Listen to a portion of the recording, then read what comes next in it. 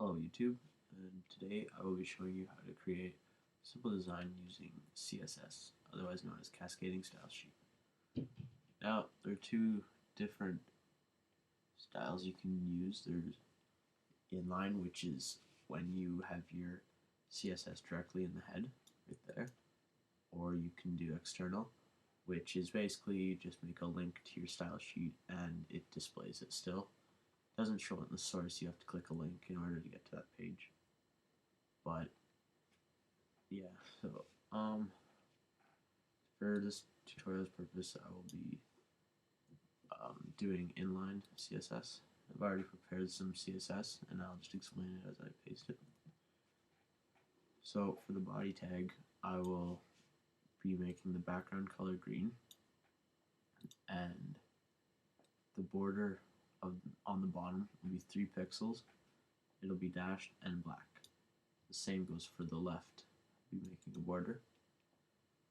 My header will be background. Its background color will be lime green. Its width will be 100%, which goes for any computer screen. It'll be 100% on anybody's. The height is 10% of the user screen. The margin is the space around your tag or your division that you put it in. So if you have 2 layers that are overlapping, with this code your header will be 5 pixels away from it. And the padding is basically you pad the inside of your tag or division by 4 pixels, so your text won't be right against it. It'll have 4 pixels of room. Now anything with the ID cool, that's how you say anything with the ID cool, is going to have 1 pixel solid black border, 3 pixels of padding, 5 pixels of margin, 120 pixels of width, 90 pixels height, and the background image is going to be a URL going to this image, which is a YouTube image for William Johnson. Love him. And the background attachment, which is my URL, is going to be fixed. So if I scroll, it'll stay in the same spot. Another neat thing you can do with CSS is create columns.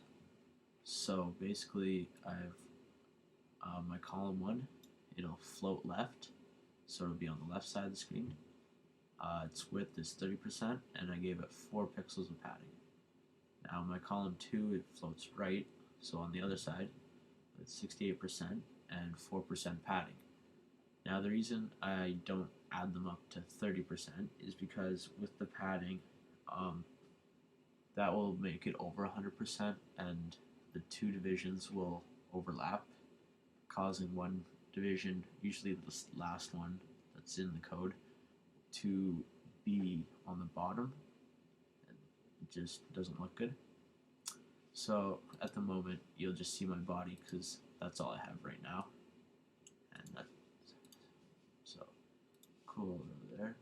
I'll grab all my HTML I prepared containing all the code. So I just have some default text and whatnot. I'll preview it, and here it is. Here's our header. Lime green background, 100%. Column 1, it's over here. Column 2. And here's our background. Division cool. The ID cool, sorry.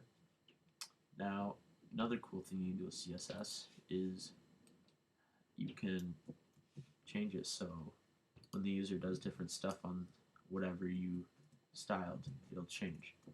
See, I just made this quick. If the header is hovered, the font size gets larger and the font color turns white.